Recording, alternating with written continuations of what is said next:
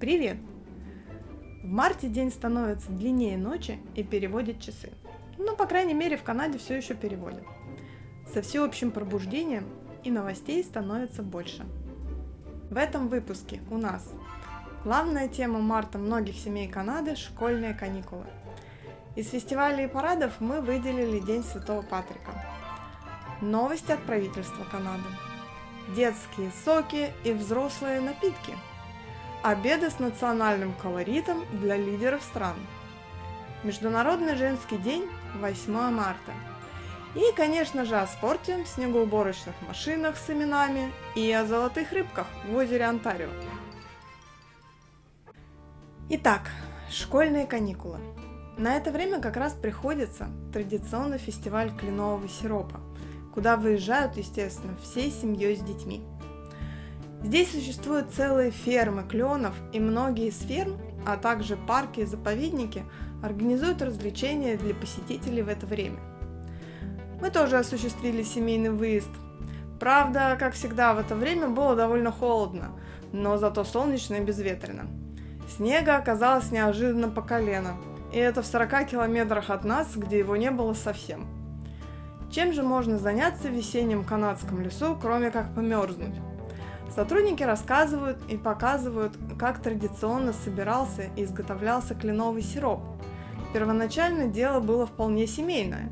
Отцы семейств ходили по лесу, сверлили дырки в кленах, вставляли в них трубочки и подвешивали вот такие вот ведерки для сбора кленового сока.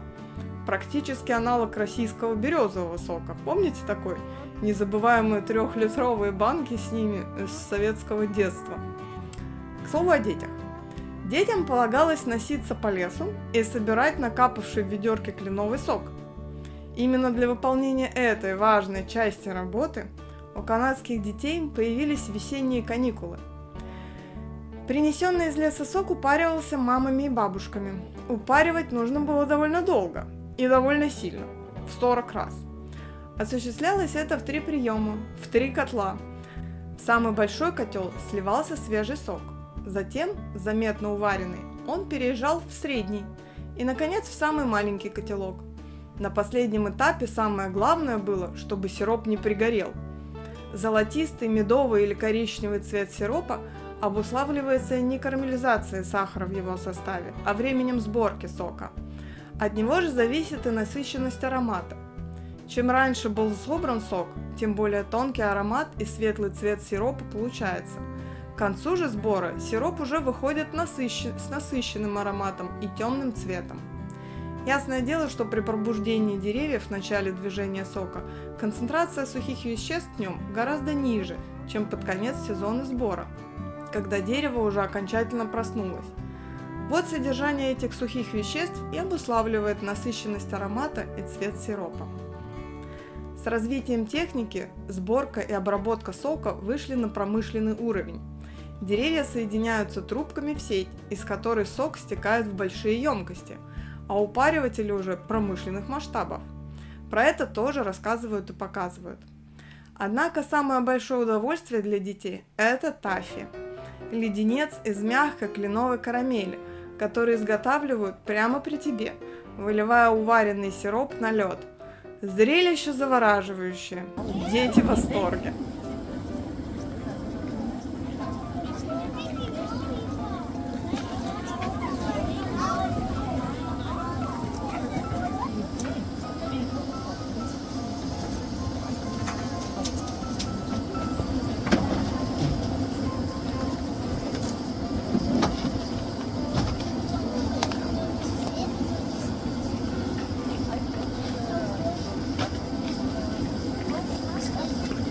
Наша Маша не удержалась и купила 2. День Святого Патрика. Традиционно отмечается в крупнейших городах Канады. И на удивление в этом году парад не прошел по Оттаве. У местных бизнесов как-то не нашлось на него денег. Да и демонстрации в Оттаве вызывают некие опасения, как бизнеса, так и властей. От забастовки водителей фур прошлого года едва отошли. В Торонто же парад на День Святого Патрика прошел при диком холоде. Ну, я думаю, ирландцы знают и научат, чем согреться. В марте же был день рождения Торонто, которому исполнилось 189 лет. Но больших гуляний по этому поводу не было. Дата не круглая. От правительства Канады целая куча новостей. Банк Канады не повысил ставку для борьбы с инфляцией. Кажется, грядет смена пугалки с инфляции на рецессию. Очень удобно. Сначала цены на все взлетели, а теперь под видом рецессии зарплаты поднимать не будут. Хорошая работа. Well done. Также в конце марта был оглашен бюджет Канады на 2023 год. При оглашении с гордостью объявили, что Канада оправилась экономически от ковида. Цифры по валовому продукту отличные. Также отдельно выделили, что доля женщин, вовлеченных в экономику, составляет 85%. Тоже рекорд. И сослались, что Банк Канады ожидает инфляцию на уровне 2,6% в конце 2023 года. Людям же пообещали раздать по $234 как компенсацию инфляции для малоимущих, а также увеличили минимальную федеральную зарплату с $15.55 до $16.65 в час. Также направят $189 миллиардов инвестиций в медицину Канады и начнут покрывать стоматологию для детей. Ну, сейчас официальная канадская страховка стоматологию не покрывает ни для кого. И, естественно, растет бюджет, растут и налоги. Так, с 1 апреля увеличивается налог на выбросы углерода с 11 до 14 центов с литра бензина. На алкоголь сначала хотели увеличить налог на 6%, но потом откатили до 2%. Вырастет налог и на сок в пачках от 1 до 3 центов, в зависимости от упаковки. Фактически это налог на утилизацию тех самых пачек от сока. Кстати, о соках. В Канаде в марте обратили внимание, что производитель соков, где главные потребители, конечно, дети, выпустил алкогольный напиток для взрослых под тем же брендом Sunny D. Это если бы как Агуша стала бы выпускать коктейли с водкой. Да, детки растут. В марте пора планировать канадский летний отпуск на природе. Открывалось время для бронирования кемпингов в национальных парках. Попасть невозможно. Конкурс, очереди, мест нет уже через 20 минут после начала записи. Народ недоволен. Если захотите зарезервировать себе участок, где можно поставить палатку или воспользоваться уже готовым домиком на турбазе, скорее всего, ничего не выйдет. Всех много, мест мало. Очень популярный отдых в Канаде. В марте поинтересовались, а знают ли канадцы, сколько получает премьер-министр. И большинство понятия не имело. Хотя информация публична, и зарплата составляет $379 тысяч канадских. Тут мнения канадцев разделились. Половина считает, что это как-то многовато будет. В марте же Канаду с визитом посетил президент США Байден. И в интернете оживление вызвало меню. Чем же Трюдо его подчивал? Итак, канадские разносолы на столе у высших лиц государств в пятницу на ужин. Надо сказать, что меню было очень канадским. В качестве закусок были поданы слегка обжаренный желтоперый тунец восточного побережья в корочке из кедровой соли и морских водорослей, хумус из белой фасоли, огурца, маринованного редиса и зелени, крекеры из льняного семени с петрушко-лимонным соусом. В качестве основного блюда присутствовали тушеные ребрышки из говядины из провинции Альберта, пюре из мускатной тыквы и паве из юконского золотистого картофеля, морковь, обжаренная с медом из полевых цветов и стручковая фасоль, вино Каберне Савиньон острова Пели. И на десерт муссовый торт с дикой голубикой и квебекским кленовым сиропом, свежие ягоды, а также виск ромовой карамели и меренги из сладкой травы. Тут нужно пояснить. Сладкая трава – это злак, произрастающий в провинции Онтарио. А виск ромовой карамели – это такой особый десерт из Ньюфаундленда, который готовят из ямайского рома. Ну, тут уже можно догадаться, почему у десерта такое название. Да, в составе 40% алкоголя. Вполне вероятно, вы слышали, что примерно в это же время Путин принимал китайского лидера. И для сравнения приведем меню, чем кормил Путин Си.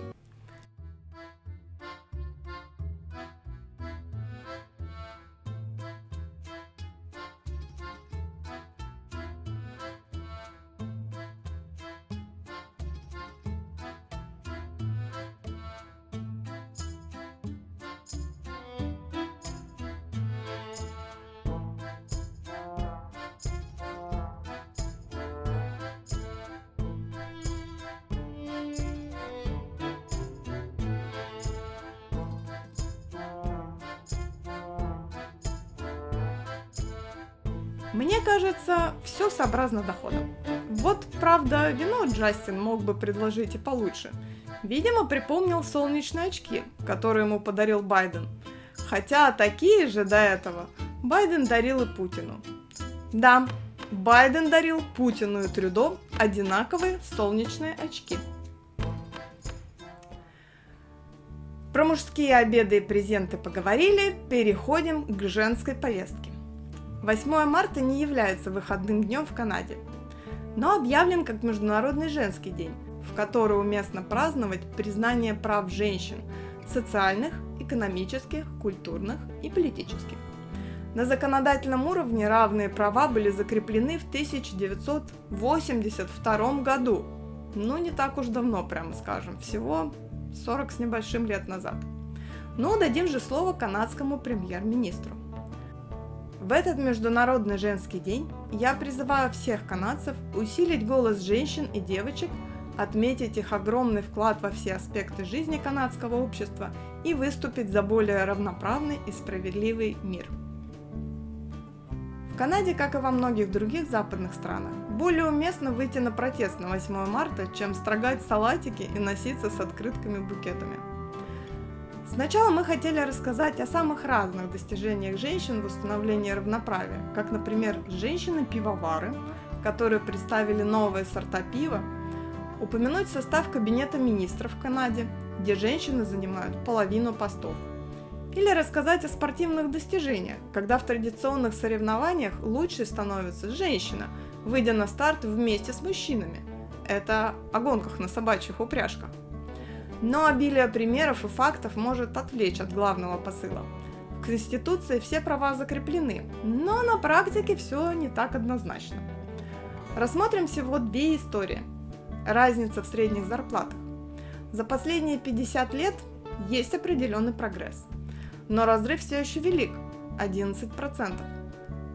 Ну а если вспомним, что вовлечение женщин в рабочую силу составляет 85%, то выходит, что женщины в Канаде зарабатывают на четверть меньше мужчин. Вторая история не про деньги, а про всеобщее отношение. Посмотрим, например, футбола. Кто самый лучший спортсмен, забивший всех больше голов в международных матчах? Нет, не Криштиану Роналду, а Синклеер. 190 голов против уже выглядевших жалкими 120 у Криштиану. Криштиану, я смотрю, еще работать и работать. Сколько людей в мире знают про этот факт? В выдаче Гугла на первой странице Рональдо упомянут 34 раза, Месси 16 раз, а Синклеер только 3. На этом фоне очень вдохновляюще выглядит тот факт, что на летней Олимпиаде в Париже в 2024 году впервые в истории число спортсменов мужчин и женщин будет равным. Также впервые за долгую историю на Олимпиаду от Канады отобралась женская сборная по гимнастике. Будем болеть следующим летом. В Торонто в марте прошел матч женского профессионального баскетбола. Встречались команды из США. Билеты распродали за 20 минут. Упс, к вопросу о том, что никто на женский спорт ходить не будет. Но и лучшим атлетом Канады в марте, по мнению нашего канала, мы объявляем Санни Макинтош, пловчиху из Торонто, щелкающую мировые рекорды по плаванию один за другим, хотя ей всего 16. Пока мы готовили этот выпуск и хотели рассказать о ее новом мировом рекорде, она успела обновить еще один. И это всего за 5 дней. Перед погодой немного о климате и глобальном потеплении. В марте в Калгари был объявлен высокий риск здоровью, связанный с загрязнением воздуха. И это среди зимы. Так что на лесные пожары не спишешь, выбросы как они есть. Давайте прочитаем внимательно причину, почему так получилось. Застойные погодные явления создают повышенный уровень загрязнения, отрапортовал канадский департамент по охране окружающей среды и изменению климата. Вот он, главный виновник. Оказывается, ветер не дул. Вот и примеси в воздухе скопились. А вот создание выбросов как бы ни при чем. И о погоде. Извините, ангина. Снегопады в марте стали обыденным делом. Заваливало на славу.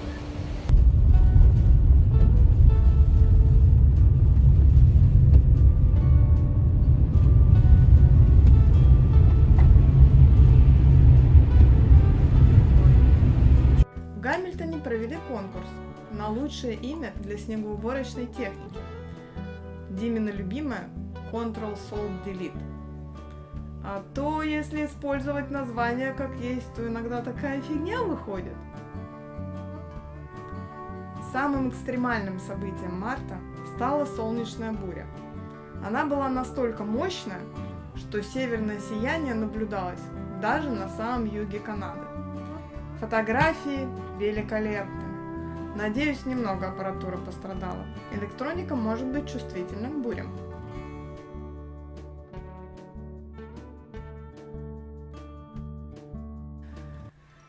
Животное сегодня.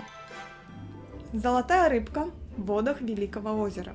Вот какой бегемотик может вырасти из обычной рыбки, из вашего аквариума в Канадском озере. Эти экземпляры, как пишут, килограмма по 1,5. Поэтому предупреждаем. Не выпускайте домашних рыбок в открытые водоемы, в том числе не смывайте в унитазы.